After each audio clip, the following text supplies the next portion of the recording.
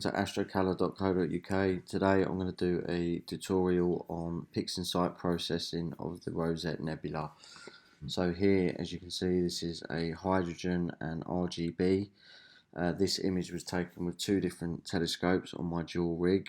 The narrow band, i.e. being the HA, was taken with my eSprit 100 and my ASI 1600 mono camera, and the RGB was taken with my William Optics RedCap 51 along with my ASI 183 one-shot color camera. So let's get started. So here is my linear data. Just see that there. So they're both linear. This is my hydrogen alpha taken with my eSprit 100, and this here is my RGB taken with my William Optics RedCap 51.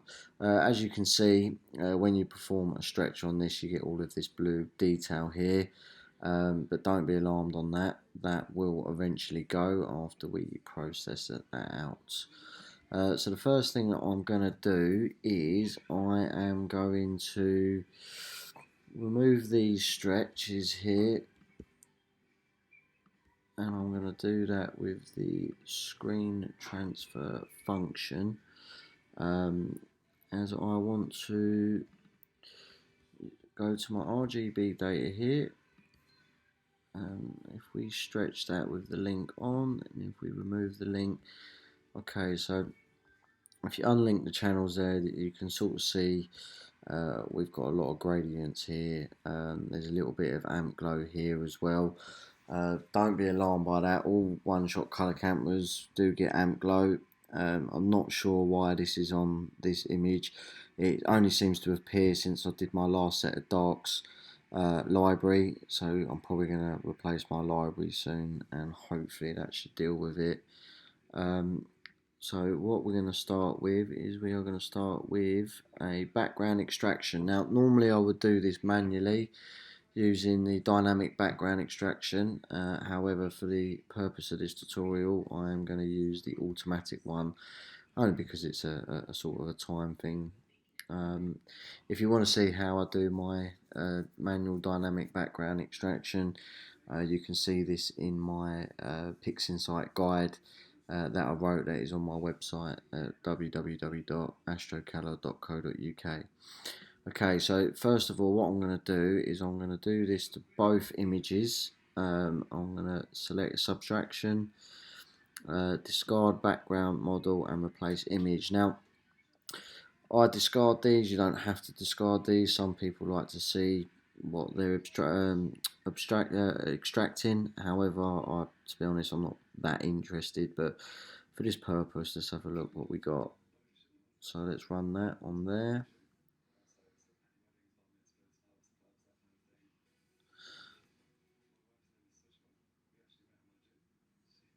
And nearly there. Okay, right, so what we got here is this is what's been extracted from the background. So if we just stretch that, you can see all of the gradients, a little bit of detail here. So to be honest, obviously it has taken some detail out, so the best thing to do is always do the dynamic background extraction, but for the purpose of this we're just going to go with the automatic. So let's re-stretch this image and see what difference that has made. Okay, so you can see all of the gradients and stuff that has disappeared there. Okay, right, so now let's do that to the hydrogen alpha, and all I'm going to do is I'm going to stretch that and apply the same extraction.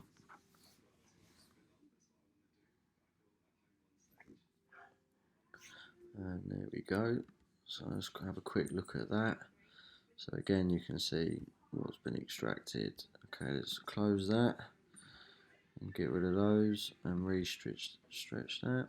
Now, as you can see, a lot more detail here in the hydrogen, especially in the nebulosity areas, a lot more detail. So again, that's obviously worked quite well. But again, if you can, always try and use the dynamic background extraction instead of the automatic background extraction.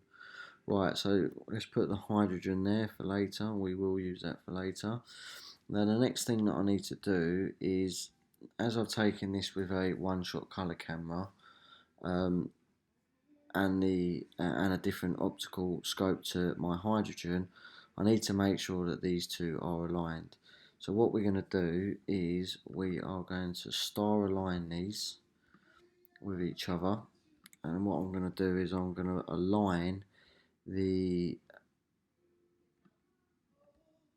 hydrogen. I'm going to align the hydrogen to the RGB, and we're going to do that by opening up star alignment, and we're going to use view and set the reference as the RGB image, and then we're going to select the HA as the target image.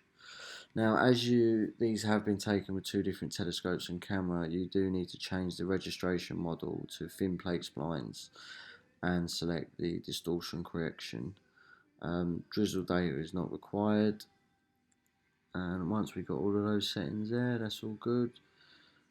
Actually, before we do that, I have just remembered that before we do any of that, we do need to run this quickly. So basically what you need to do is you don't need to crop the image, but you need to make sure that the image is the same scale before you do a star alignment. So select any of the images, doesn't really matter. Open dynamic crop, and you'll see that this display will come around here. So again, like I said, we're not going to crop it, but all you do is go to your other images or a image, drag that onto there, close that down, and then just apply that. If you didn't do that prior, you would get an error message when you try to do your star alignment. Right, so let's go back to that and apply global, and that is working fine. So what this is going to do, this is now going to give me a new hydrogen alpha image,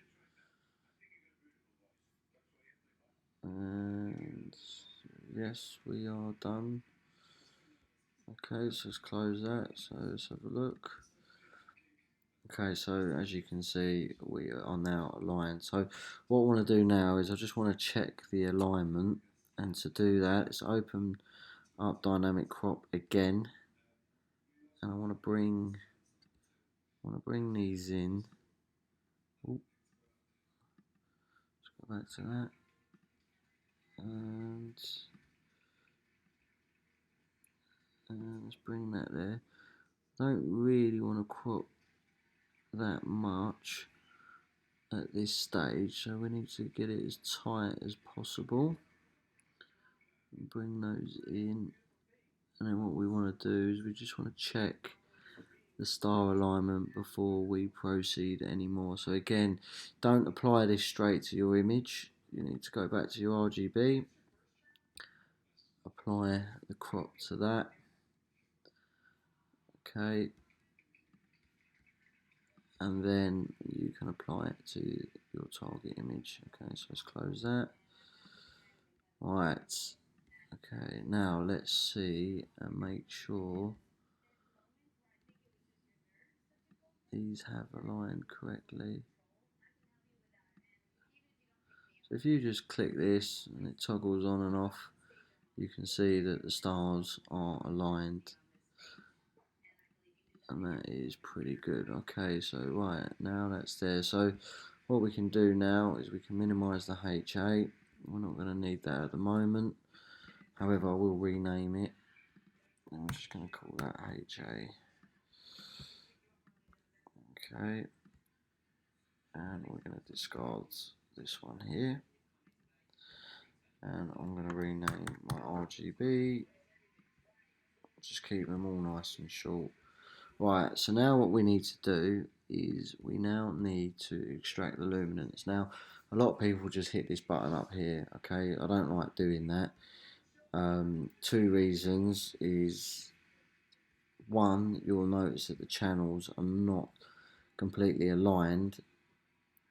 And if you go to here and zoom in, you would actually see that, yeah, so it's a little bit all over the place. So what I like to do is I like to open up RGB working space, And what you would do is, if you open up this, you can see, yeah, look, you can see all of the channels for the luminance and all that, and it's all completely unbalanced. So what you want to do is you want to drag all of these across to one, okay, and then just apply that to your image.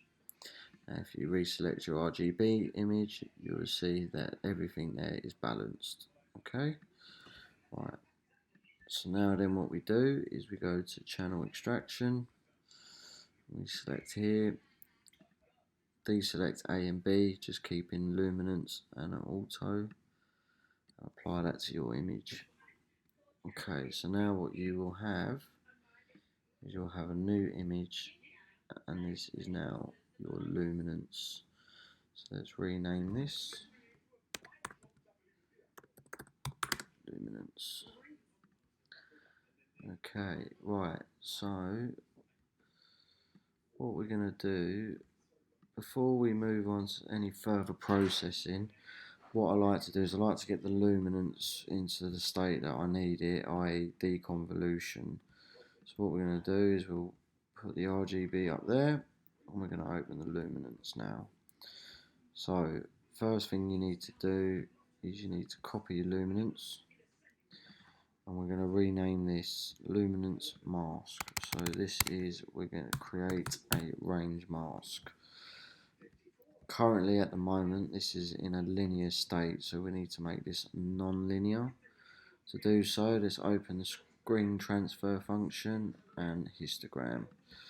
So let's apply that to your luminance mask, and then drag the transfer function to your histogram, and then apply it to image. So now this is non-linear. What I also want to do is I want to make the mask a bit dark. So let's I want to make this a little bit dark,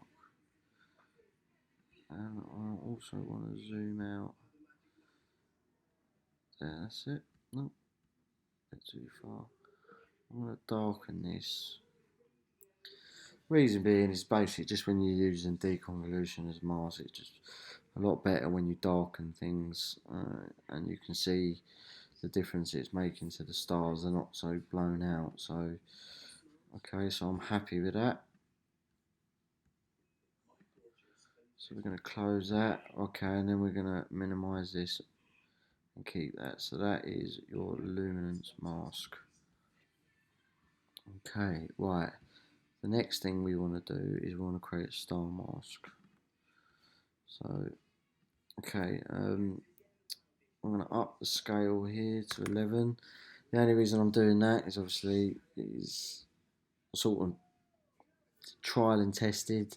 The defaults, you know, especially when you've got sort of larger stars like these in these areas here, the default settings don't really work that well. So sort of between 8 and 12 sort of work for me. So you will need to experiment, but these are just the settings that sort of work for me. But again, you will need to fiddle around with this. The large scale I'm going to up to 4, and the small scale I'm also going to up to 4. Try and pick up as many of these smaller stars here. I'm also going to up the smoothness to 18. Okay, I'm just going to apply that to this. This may take a while because of the amount of data that I have in the RGB. It's about 12-13 hours, so I'm just going to pause this and I'll come back to it once it's done. Okay, welcome back. I just had to pause that as that took a while. Okay, so here is the star mask. So if you see here, you can see that we've picked up quite good there. So what we're going to do is I'm just going to check and overlap those and see if we haven't gone too mad on the scale, which we might have gone a bit too mad.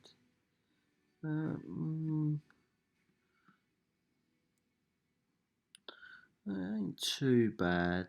Could have probably gone a little bit less. If you go too mad on the stars, I'm going to leave that. I'm going to keep that at the moment. So let's just put that aside. We're going to put that over there. We're going to use that later on in deconvolution. Right, so the next thing that I need to do now is I am going to open dynamic PSF, and we're going to now build an average star using samples. So basically what you want to do is you want to collect between sort of 30 and 40 samples, and you want to avoid any saturated stars, and the best way to do that is just remove the stretch, and you can see these are all your saturated stars here, so you want to avoid picking those up.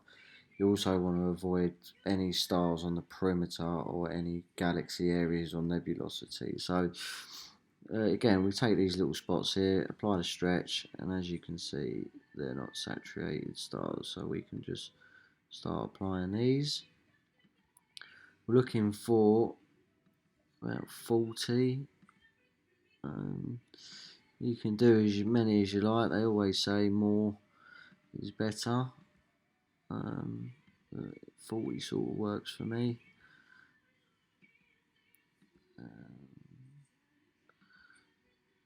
Let's keep going.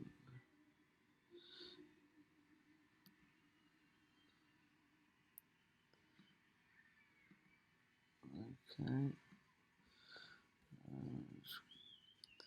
Get a couple more around here. So we've got 14 at the moment.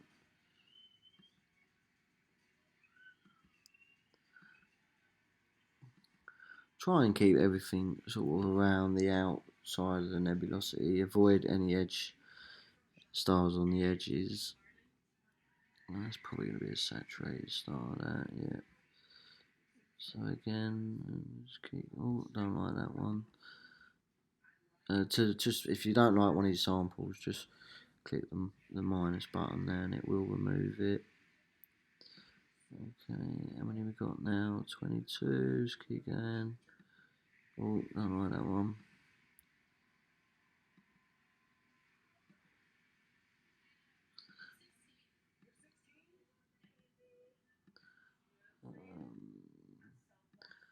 These little stars here are perfect. Alright, let's get 5 more. Right, there you go, it's 40. So what you do is you just click over here, Control A, highlight all your samples, and then select this little camera button here, and you've just built an average star. So this is pretty much what all of your stars on an average look like. So let's close that down. I'll keep that there. Right, now what I'm going to do is we're going to go into deconvolution, but before we do that, I'm just going to darken. Again, when you're playing around with deconvolution, obviously it's all about the detail and the stars. So what I like to do is I just like to darken the image a little bit, just adjust the K value, and it's just a lot easier to see what effect you're having to the stars, because obviously when they're stretched, you know, they can be blown out a little bit. So let's just keep that there. That's absolutely perfect. Okay, right, so now what we're going to do, just get that so a bit more detail. I'm going to apply this luminant mask that's also been darkened, and I'm going to hide the mask so we can see what we're working on. I'm going to open deconvolution. Right, so the first thing that I'm going to do is I'm going to apply the PSF that we have created. Okay, so there's our star, that's our average star. Right, the next thing you want to do is create a small little preview area. You want to sort of keep nebulosity in there, and a good sort of cluster of stars, really, because it is the stars that we're going to be focusing on. So, and the reason why we're doing this to a preview is deconvolution, when you're applying it to the main image, can take quite a while. So when you're experimenting, create a small preview, and you can toggle off by Control Shift and Z, which we'll see in a minute. So right, okay, so we've put that in, and we're just going to apply this to the preview and see what it does. Okay, right, so as you can see, we've got D-ringing around stars. So what I'm going to do here is I'm going to select D-ringing, and let's have a look what that does. Okay, let's just toggle that on and off. Okay, right, so as you can see, right, let's add a little bit of local support. So what we're going to do now is we're going to add the star mask that we created.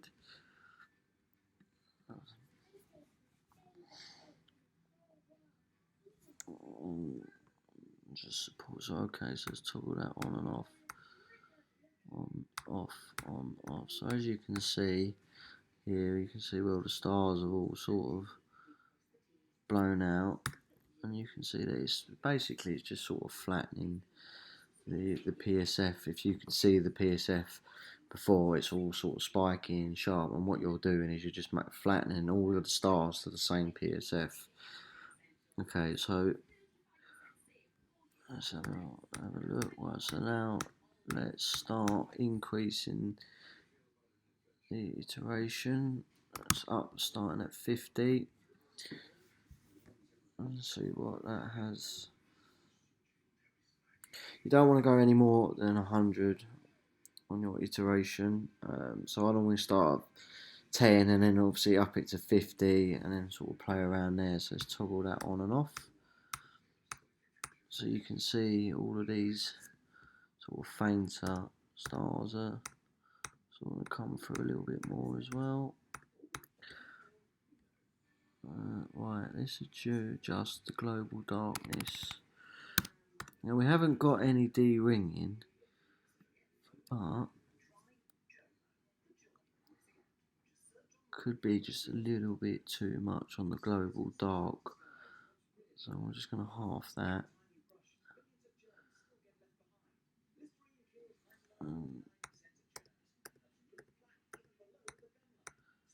Okay, still looking good. Toggle on and off. To be honest, I've got to admit that is sort of pretty good. I'm going to mark that at 75 and see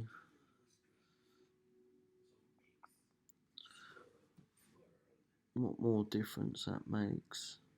So you can see the time this is taking just to this preview area. So you can imagine the sort of time it's taking when you're applying this to the whole image. Okay, so let's toggle that off, on, off, on. So you can see these stars where they're sort of blown out. And then if I toggle that back on, you can see everything sort of pinpoints. So you're getting all of those stars nice and pinpoint. So I'm pretty happy with that actually. Let's just do that one more time. Okay. Right, so what I'm now going to do is I'm going to apply that to the main image. So let's get rid of the preview. Oh.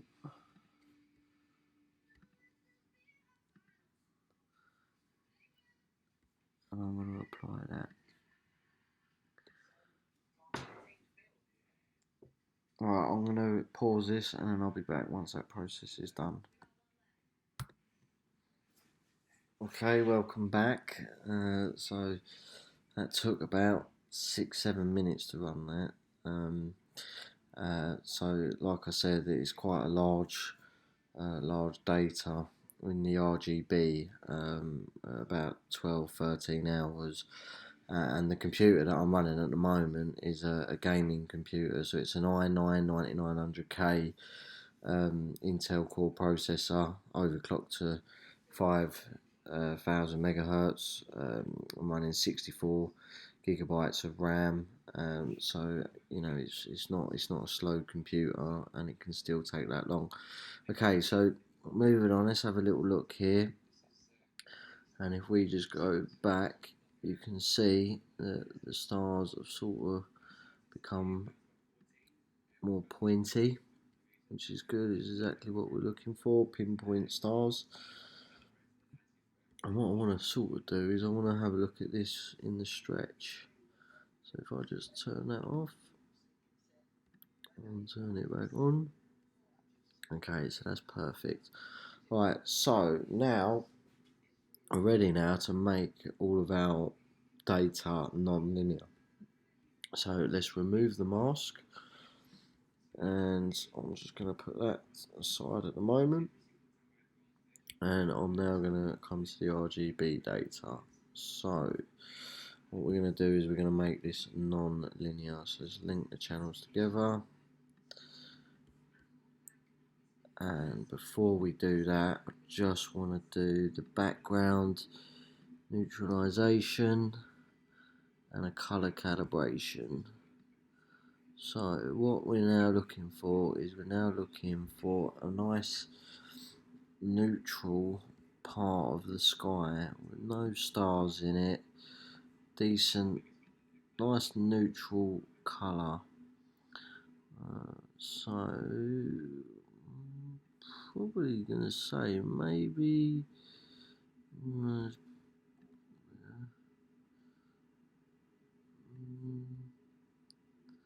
maybe here, a little look there.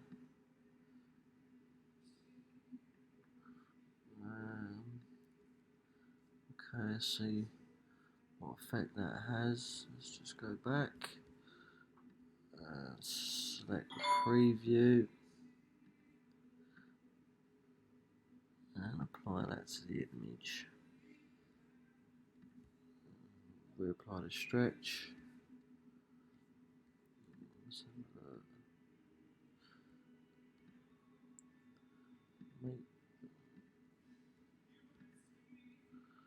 I think that did good. Obviously there's definitely more of a neutral background and definitely a lot more detail there. So let's get rid of that. Keep your preview at the moment because we're going to need that for the colour calibration. So keep white reference as target image because that target is where is the image. Keep the structure detection on. A lot of people switch that off, but keep it on again because we're targeting the whole image. If you was targeting a white reference, say the center of a galaxy or something, you would need to turn that off, but we are targeting the whole image in terms of a white reference. So let's just keep the background reference. Again, let's apply that.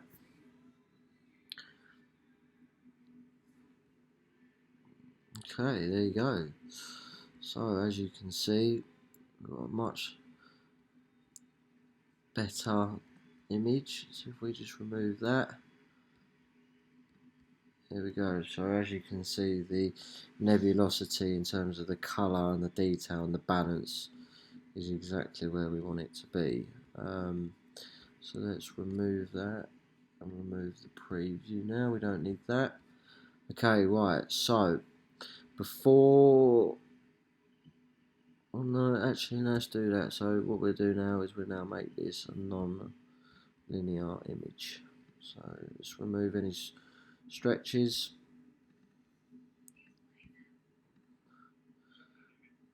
Apply the screen transfer function. Let's just have a look what that is. Keep the channels linked. Drag that to your histogram.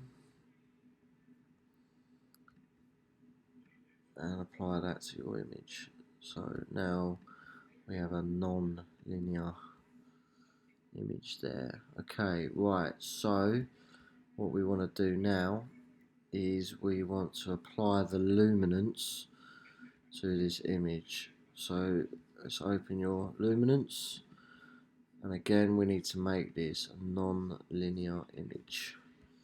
So let's drag that stretch and apply that to the luminance. Okay, there you go. Also, what I like to do is I do like, again, if you feel that your background's a bit too bright, sometimes it's good just to darken your luminance a little bit. So I'm not saying my background's bright, but again I can do with it being a little bit more neutral. So what I am going to do is I am going to darken it very slightly, again not trying to clip too much of it. So again, just bring that in just a tad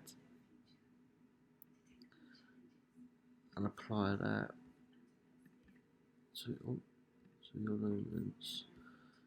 Okay, so again, just keep that background nice and dark and without sort of clipping any of the nebulosity. Okay, so we're going to now apply that to our RGB image. So let's open our LRGB combination, and we're going to deselect the RGB. I'm going to select our luminance. I'm also going to select the chrominance noise reduction. I'm now going to apply this luminance with deconvolution applied to it, to our RGB. And let's see what results we get here.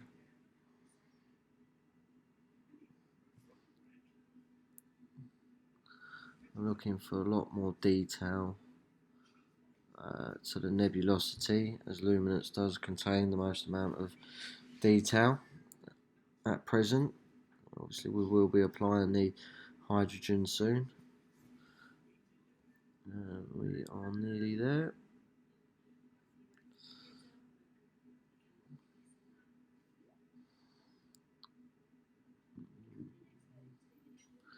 Should have done this tutorial with less data. Okay, so as you can see, obviously it's made the image quite noisy, but we can deal with that. The background's obviously a lot darker than it was before, and again we've got a bit of detail there. Yeah, so you can see everything's a little bit more sharp, and you can see a lot of the fainter stars have now come through. So if we remove that, look at these sort of areas here and reapply it, definitely, but we definitely have got some noise there, so we can get rid of that noise. That's not a problem. We can do that once we've applied the hydrogen layer. I just want to make sure that I've kept all of my star colours. You can see the stars again, a lot more pinpoint now. Okay, right, so what I want to do actually, I'm going to remove this noise now. The reason being is I want to take a copy of this for star colours to replace the stars after we've applied the hydrogen alpha. So what I'm going to do is I'm going to create a little preview area.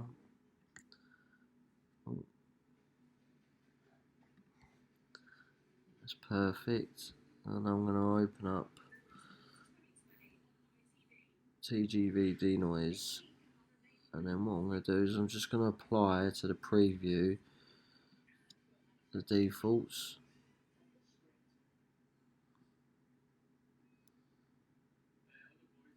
See what effect that has. Didn't really do much, so let's up the strength, let's up the edge protection to 3, and the smoothness. I'm also going to apply the automatic. That just speeds things up, this.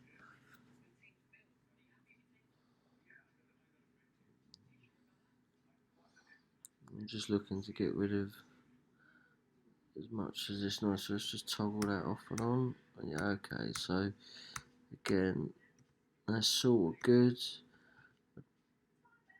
Probably say, let's maybe reduce it down and just see what that does. Maybe it might be a bit too strong.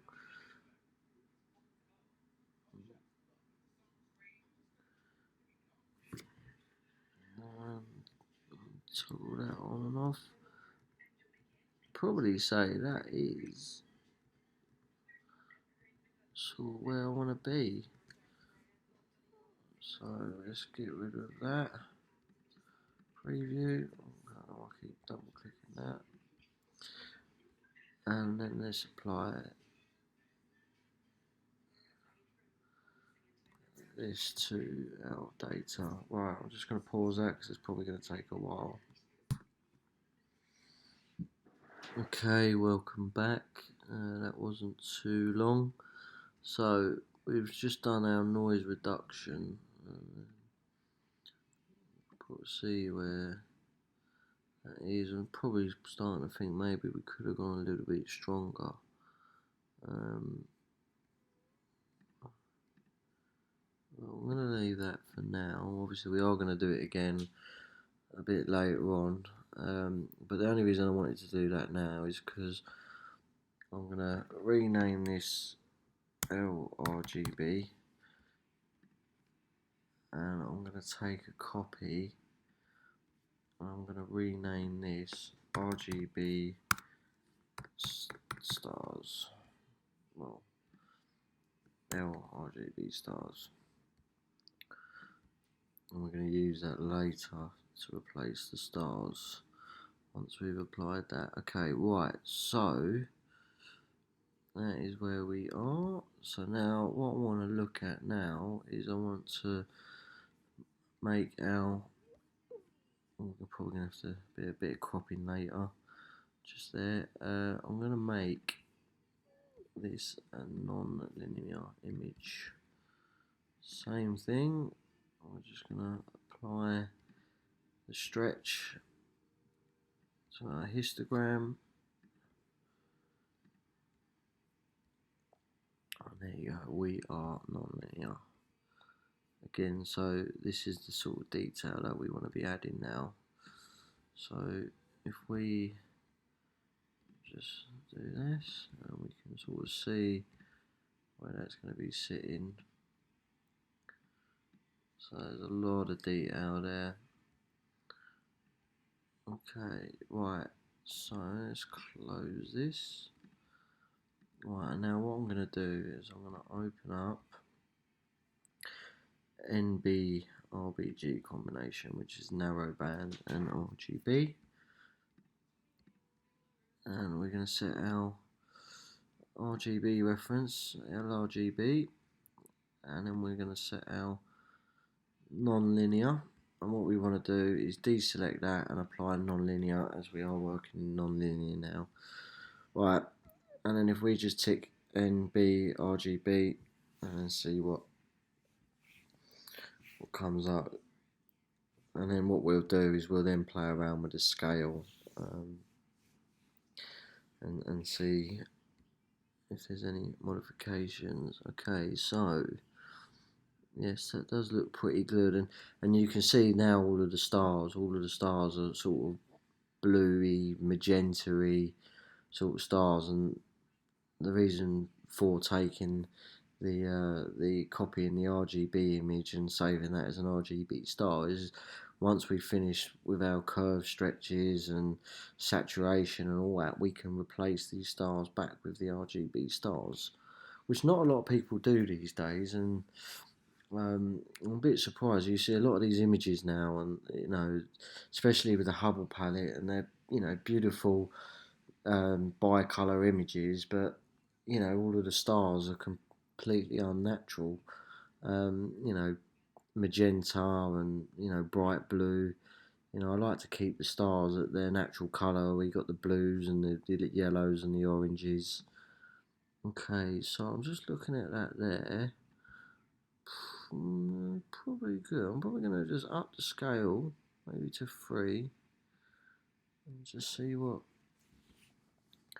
difference that makes. Again, just playing around with everything, and if you don't play around and you just stick to the default settings, you will never learn. So as you can see, that's pretty much blown it out a little bit more. Probably say a bit too much. So let's bring that down to 2.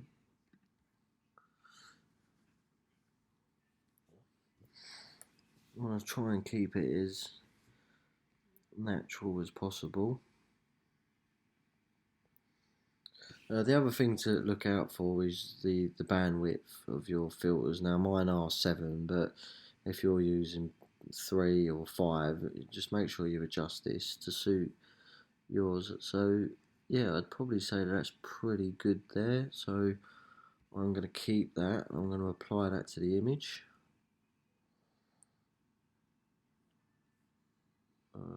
This may take a while, so I may just pause it, as this may take a few minutes. Okay, so I'm back. It didn't take as long as I thought it was going to take. So just select OK now. Now what we have here is we have our new image. So we are now going to name this HaRGB. Okay, so now if we compare, as you can see, a lot more detail now. And like I said, all of the stars, if you compare stars now, and if we just look at these areas here, oh, what's going on there? Let's just zoom in. I'll try and draw a box around that. It won't work. So if we have a look here now, so these are your natural star colours, and now we've landed up with these blue stars. Again, very unnatural. So you know, when you look at all of the colour in these stars here compared to where they are now, everything's sort of blue. So again, I don't like that. So what we will do is, once we finish processing this, and just adjust the background and stuff, we will look at replacing those stars. Right, so let's minimize this, and now we can keep this. So what I'm going to do now is, first of all, I'm just going to open up the histogram and check.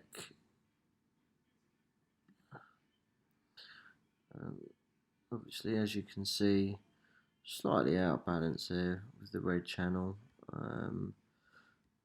You can bring that back in, but what you want to be careful is, if you bring it in too far, you can clip the natural.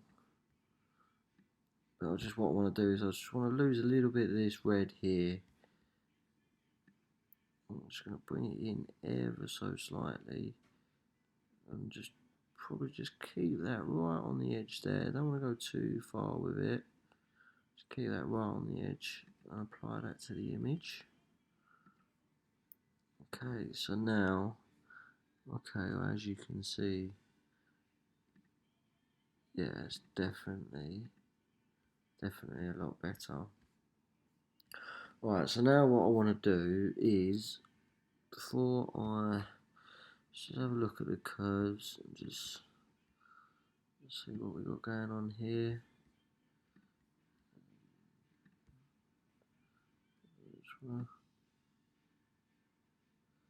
Make ever so slight adjustments. Let's have a look. Okay, so it looks like not really a lot of adjustments to make this though. So I think what we'll do is, before we go out and make these adjustments now, I think we can replace the stars, or maybe let's just make a few little adjustments. I'm going to lock that in there because I'm happy with the background. Just going to bring that up there slightly. Just might want to bring this in here.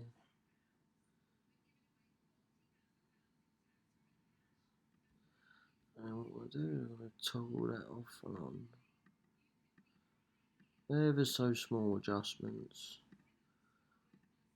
Okay, right, so just apply that. Right, now let's replace these stars.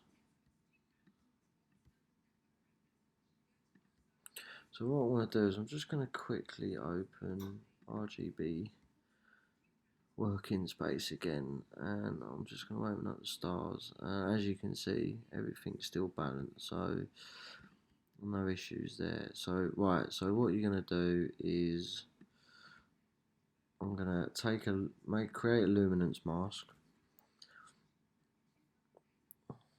a new luminance mask. We still got one here, but we can get rid of these now, to be honest. This was from deconvolution, so we don't really need this data anymore. And what I'm going to do, I'm just going to apply this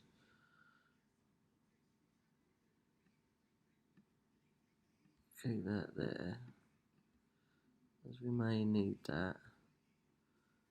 But what I want to do now is I'm going to create a star mask.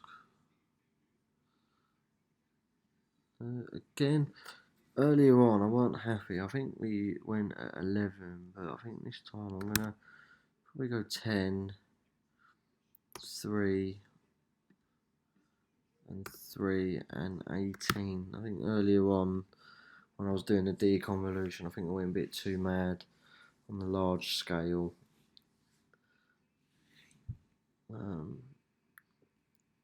Again, obviously, if you've got halos and stuff like that, you know, you do want to make sure that you pick up those halos as well. Otherwise, you just land up replacing the stars and leaving the halos.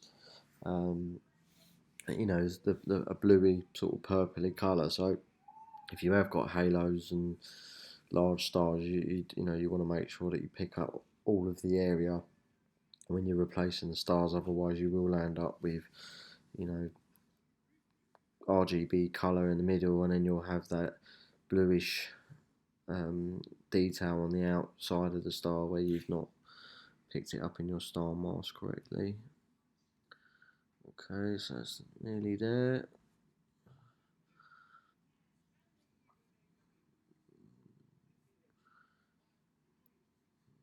Just minute, 99.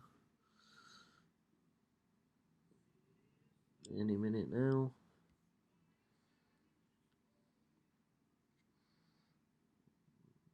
Okay, right, there you go. So here's our star mask.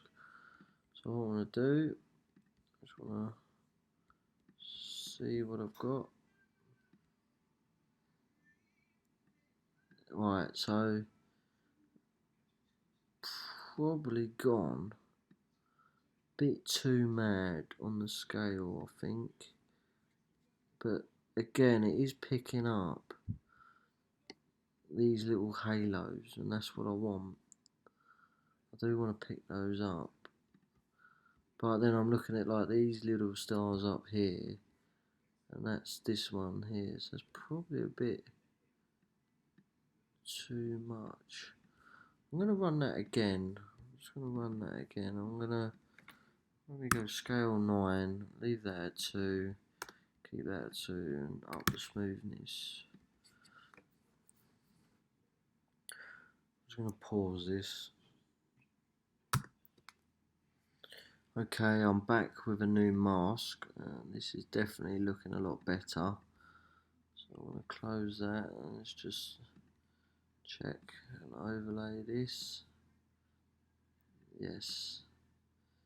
Yeah, it's definitely a lot better. You can see it's picked up the larger stars, and we're not going to be too mad on the sort of brighter ones here. And so yeah, I'm going to say I am happy with that. Okay, so let's apply the star mask to our image. I'll minimise that, so as you can see, it's protected everything else other than the stars. So, right, what we're going to now do is we're going to open up our RGB stars. And we're going to go to channel extraction, and we're going to select the CIELAB, and we're going to deselect the luminance but keep A and B selected. Apply that to our RGB stars, and that's now going to extract A and B. Right, okay, so let's put those here, and then all we're going to do now is we're going to open up channel combination. Again, select CIELAB, deselect luminance, and now we're going to add A and B. And with the star mask on the image, we're going to apply that now. And what you're going to see is, oh, I don't know where all of those errors have come from. That was strange, never seen that before, but it's worked. So if we now zoom in and go back, we've gone from these blue saturated and saturation levels are really high, and redo it, we've now gone back to nice RGB stars. So there you have it. So we've now got a HaRGB image, and we've replaced the stars back to their original colour. Okay, right, so what we can do now is we can remove the star mask. We don't need that. We can get rid of these, because we don't need these. We'll keep that star mask, because we probably might need that for later. Right, so now what I want to do is I want to start playing around now, and try and preserve the background, because I'm quite happy with the background. I think it's nice, it's dark, and I want to start bringing out some more details. Now, there's loads of different masks that you can use. You can use the Illuminance range mask. So if we can just rename this as a range mask, and with this range mask here, what we can do is we can create a selection mask, and we can call that a range selection mask. And to do that, we open range selection, open up your preview, and just drag the lower limit. So what you're doing is the black is the protected area, and the white is the area that we're going to be adjusting. So what you're trying to do is keep the background and as many of the stars black as possible, but without clipping too much of the deep sky object. And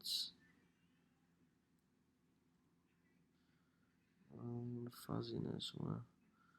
So what we're trying to do is we're trying to create a mask where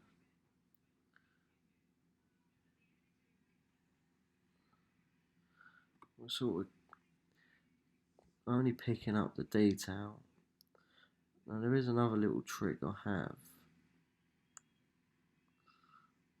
Okay, so right, so there's your range selection mask. So if we now, that's your range selection.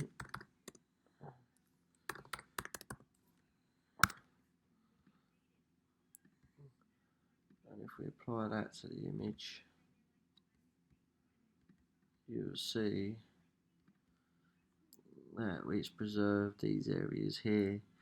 But depending on your image, it can be very difficult to preserve the areas that you want. So what I have discovered recently is, if you go to script and you go to color mask,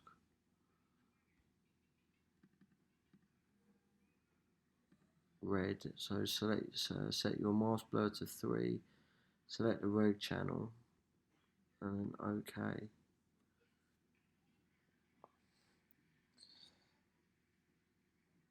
What I've discovered is, that had the opposite effect than I expected and I had in the past. Normally that gives me a nice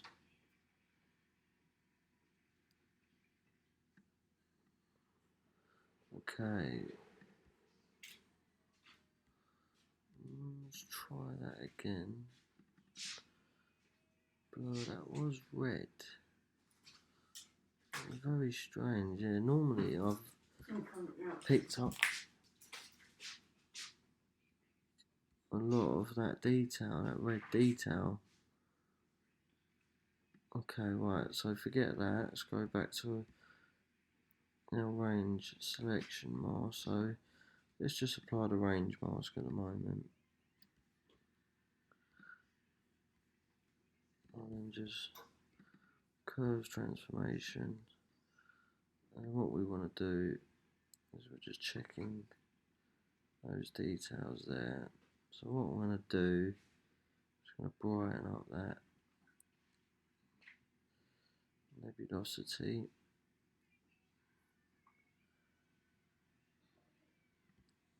And then I want to bring the background.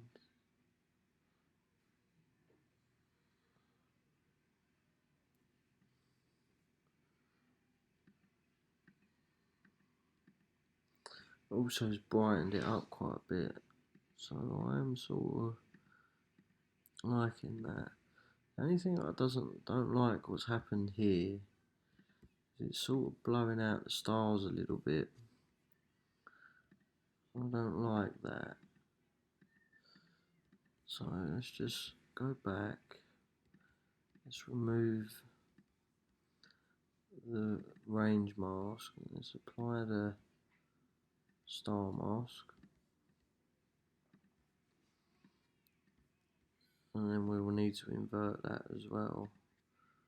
So as you can see, that's only applied to the star. So let's invert mask, reset that, and now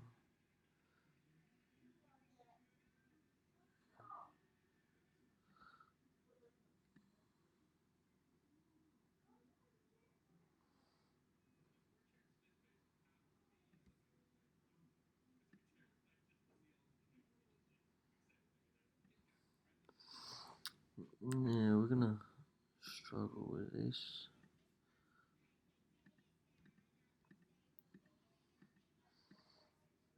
So what I'm trying to do is I'm trying to bring out as much as the detail I can without brightening up the background too much.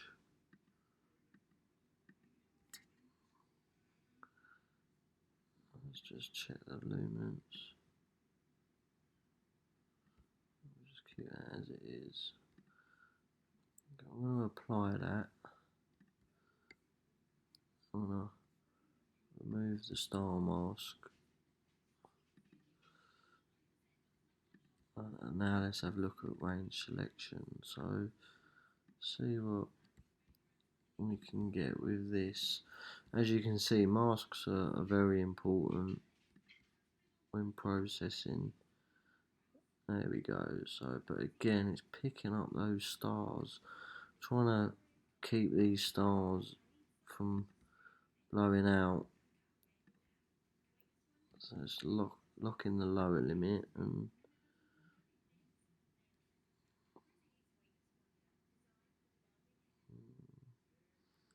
sort of trying to preserve a little bit more of that. I'll lower the saturation just a tad.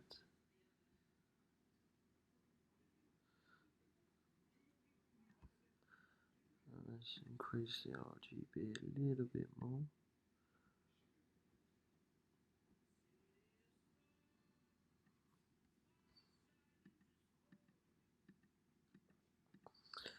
Toggle that on and off. Right, let's have a look what we're doing in here. So we're not really blowing the stars out too much. There's a little bit more colour there.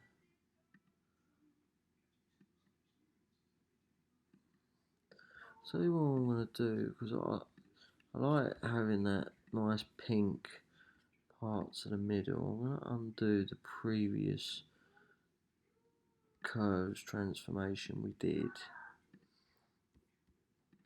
I'm going to try, if possible,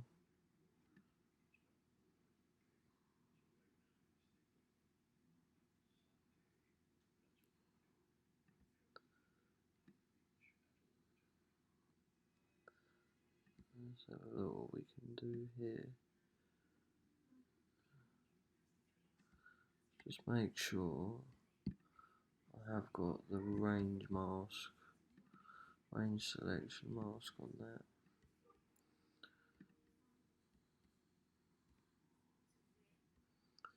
Curves. Okay, so no, we didn't. So I didn't think we did.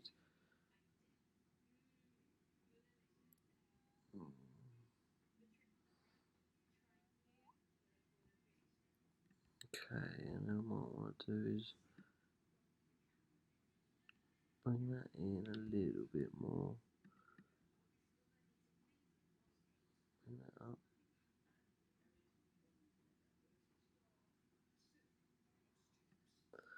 Okay, that is looking a lot better. A little bit more close up, not blowing any stars out. We'll try and keep this central area here as pink as possible. Don't want it too red.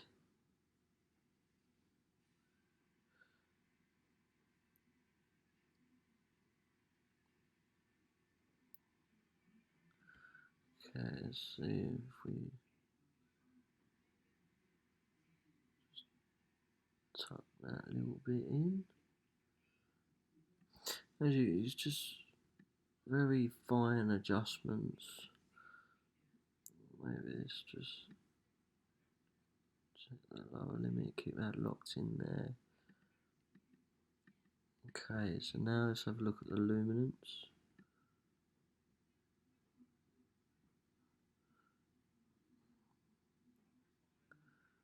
Probably brighten that up.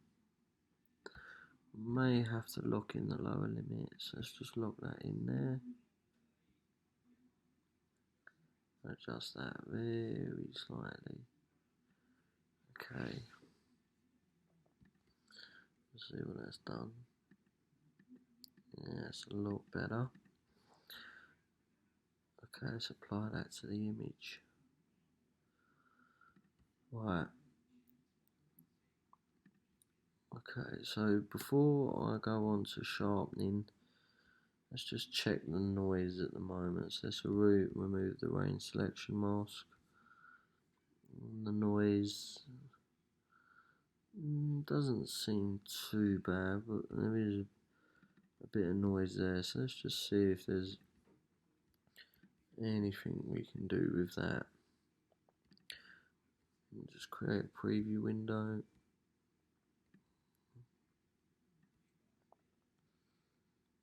And let's apply that to the image.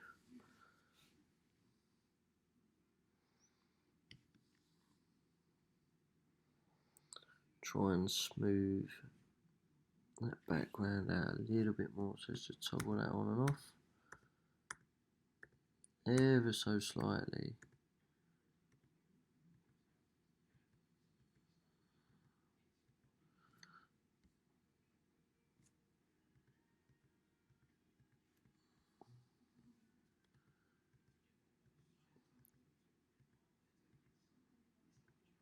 Okay, I'd actually say that's pretty good.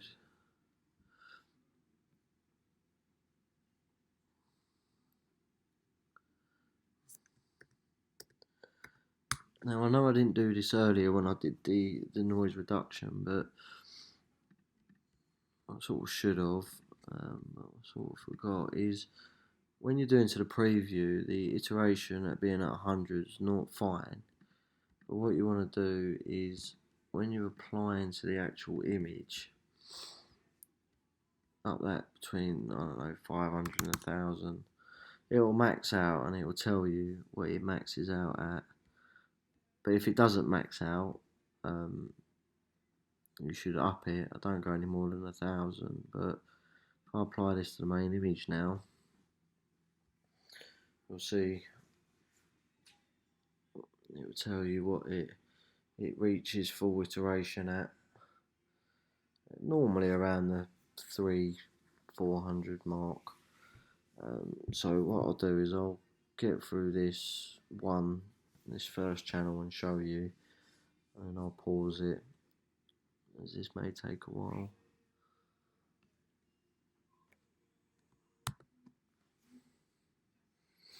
Alright, so just done that. What I wanted to show you was, yeah, so converged after 429, 28, 21. So again, 500 is normally right. If when you undertake your noise reduction, if it doesn't converge after, you know, any value you put in it, just up the value and keep upping it until obviously you get those green ticks. So looking at that, that's pretty good now. So if I just undo that, it wasn't that bad, but again, it just smooths out the background now, and it's just a lot smoother.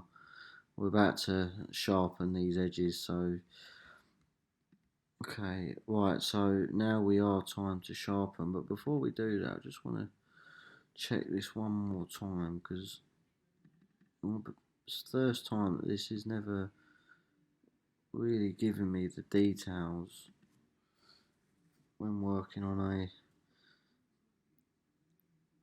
especially with hydrogen being in the red channel. Nope, still doing it. Okay, right, okay, so what we're going to do now is we are going to unsharp mask, and then once we've done that, we'll do the final colour saturation, and then our image is finished. Okay, so what you want to do is open this,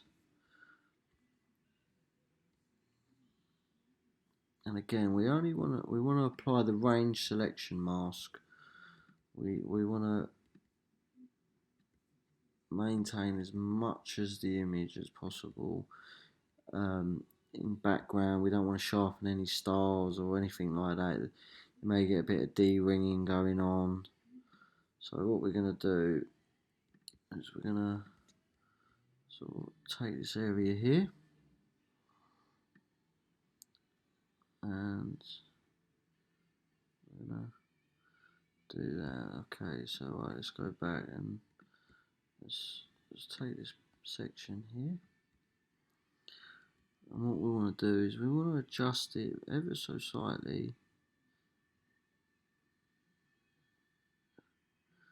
So here, this is too much. So what I'm trying to do is trying to get these sharp edges.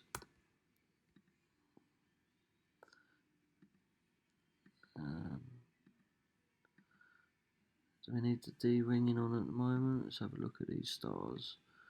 See when these stars start to ring.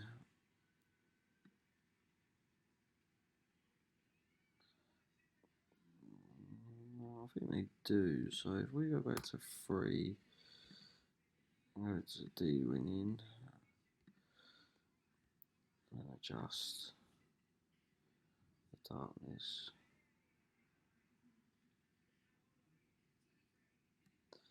Right, and then let's have a look at our sharpness again. So what I normally do, a lot of people sharpen and then apply the D-ring, but I like to play with this until it starts to show rings and then adjust the darkness.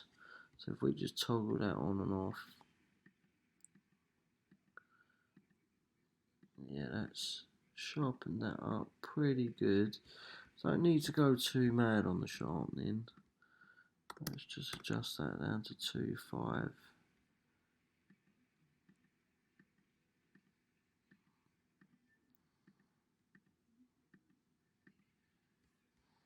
I think 3 was a good number. Let's keep that on the luminance.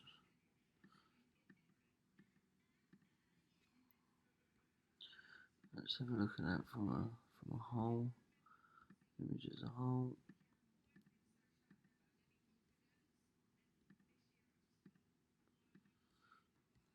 Just want to make sure that we're getting the details.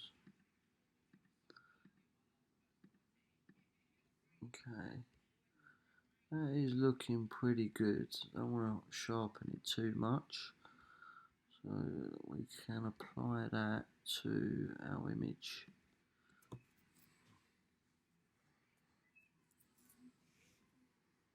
There you go, nice and quick.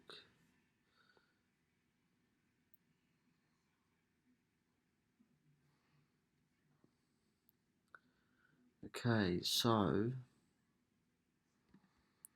last thing that is left to do is color saturation, and again keeping the range selection mask on, because we only want to apply saturation to these areas here.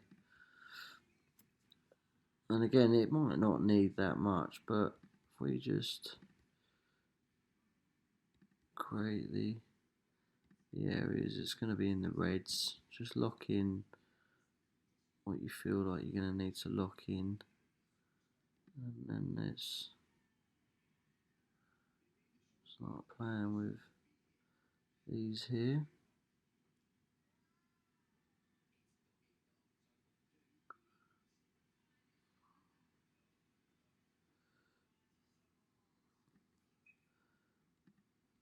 And that, you can see that's just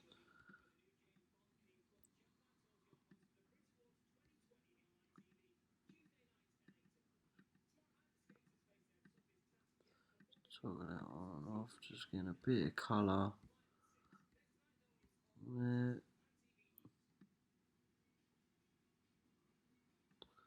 Let's see if there's anything on the red.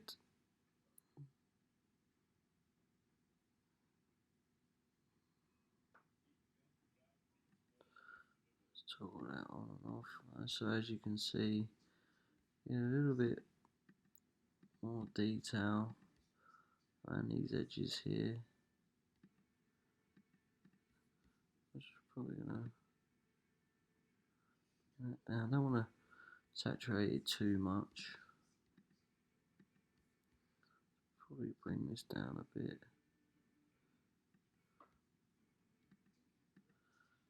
Probably say that is where I'd like it to be. Okay, so let's just have a look and just make sure everything is fine. Let's remove the mask. Just go into the histogram. Again, look at the histogram, everything's spot on there. That's fine. So there you have it. There is, from start to finish, my way of processing a HaRGB image. I hope you've enjoyed. If you have any questions, you can join our membership, which is free at astrocala.co.uk, where I've put a forum on there. I've also given access to my raw data on a raw data portal there. So if you guys want to have a go at processing my data as well and using these techniques, go ahead. Thanks for watching.